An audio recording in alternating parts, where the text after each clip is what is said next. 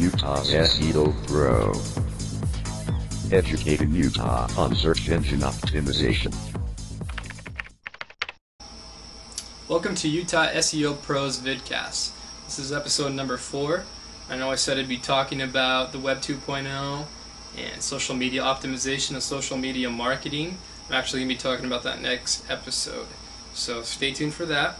I apologize, but today I'm going to be talking about latent semantic indexing, latent semantic analysis, and phrase-based indexing and retrieval. These are very complicated issues that everyone needs to understand, but I'm going to break this down in a very, very simple manner. And it's 4:45 right now, so please forgive me if I make any mistakes. But latent semantic indexing and analysis translates into hidden meaning. Google, or any search engine, but primarily Google, uses what's called singular value decomposition to track natural language to determine the occurrences of phrases in your website.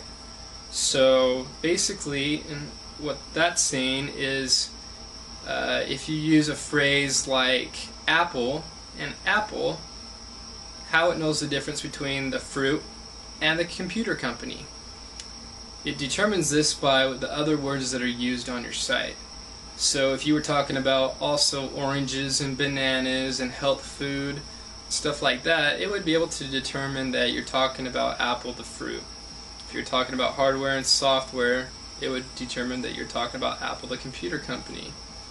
And this is called synonymy.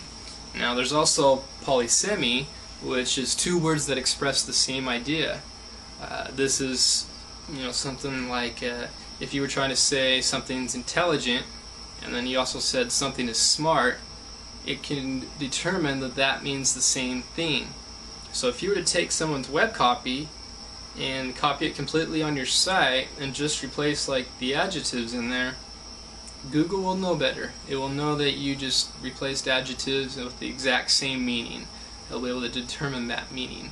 So when you're writing web copy, don't steal the people's content and just kind of reword it with different adjectives and stuff like that. Also, make a theme for your content. Talk about everything that's related to your whatever you're selling or your niche market, but have an overall theme to your site. Don't just write what's called happy text.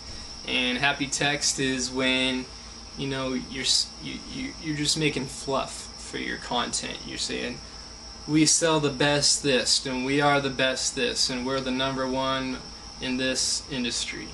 It's not really getting to the point, getting to the theme of your site. So as long as you have a theme, you're doing okay. If you're writing natural, good content, nothing to worry about. Phrase-based indexing and retrieval, also known as PaiR, is the same sort of thing as LSI. It basically is spam detection.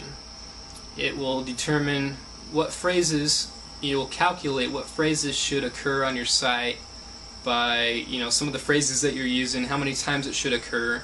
A spammy site has a low occurrence of an X amount of phrases that you might mention a few times. So it determines occurrence rates and stuff like that. And I'm not going to get into the exact details and the mathematical equations, especially with like singular value decomposition. But what am going to tell you is, as long as you're writing good quality content for your site, you won't have to worry about these things. You won't have to worry about trying to please the search engines or anything like that. The only reason you would have to worry about these things is if you were a spammer or a black hat SEO artist. Then you'd have to worry about, I have to say this and this and this to make search engines believe that I am a quality site. So just remember, write good content, keep it original, don't rip other content, and you'll be okay. So stay tuned for next time. I will be talking about the Web 2.0, about social media optimization, and my top 10 favorite sites for that. If you have any comments or anything you'd like to add about this, please feel free to do so on my blog, and we'll see you next time. Thanks.